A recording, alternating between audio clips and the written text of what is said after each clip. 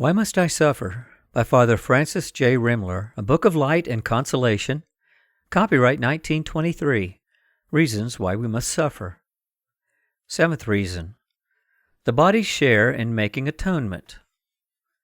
The seventh reason why you must suffer, especially in your body, is this. Your body and its members and organs have been the instruments of your sins. It is but just that they be made the instruments of the expiation and atonement required for these sins.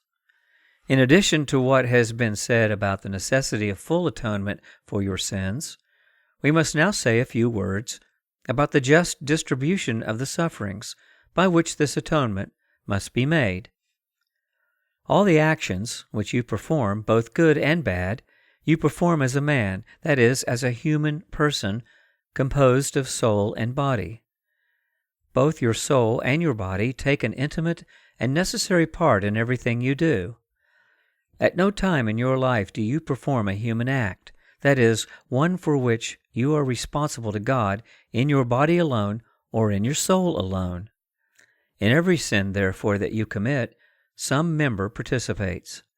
You cannot think an evil thought, entertain a sinful desire or fancy, speak a sinful word, do a forbidden act, or omit a duty without the cooperation of some part of your body which receives the largest amount of pleasure and enjoyment from certain sins. Let us consider this point more in detail. There are your countless sins of thought, imagination, and desire. Your brain took an active part in them all. There are your equally countless sins of speech, unkind and uncharitable, bitter and malicious words and conversations, your profanations of God's holy name, your suggestive and immodest jokes and stories, your lies, calumnies, and detractions. Your tongue was the chief instrument of them. There may be sins of gluttony, intemperance, the love of good cheer, quote, making a god of your belly, unquote. The pleasure of these sins were not confined to your palate only, but extended to your whole body. You may have been guilty of immodesty in dress, by which you made yourself a walking temptation and an occasion of sin to all who chanced to see you. It was your body, consecrated in baptism to the exclusive service of God, that you gave over to the devil to use as an instrument for the ruin of immortal souls. And finally, if you indulged in sins of impurity and immodesty, alone or with others, it was your body and its members that reveled in forbidden pleasures.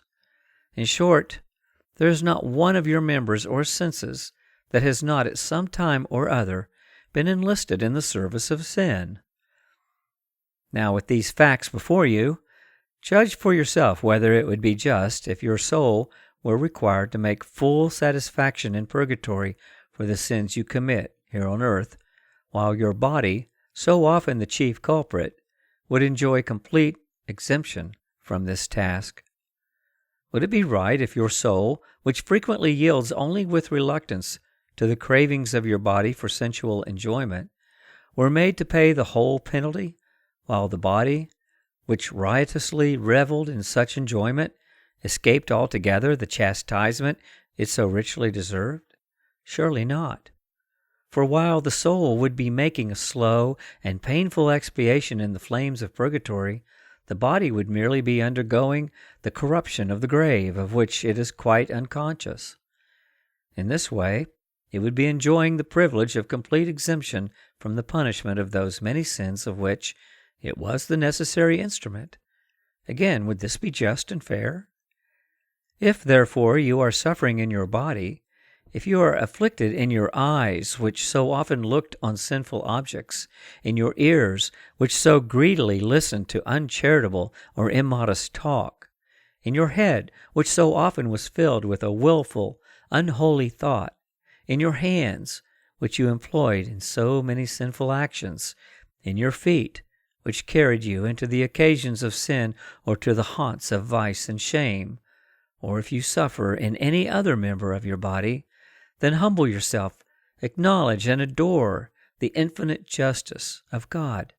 which now makes you expiate your sins in those very members which you abused so shamefully in making them members of iniquity, and then resolve to endure your sufferings in the spirit of penance. At the same time, you must try to realize that it is the will of God that you derive much good from what appears to be so great an evil. Remember that the sufferings you must now endure may serve you to secure a double gain.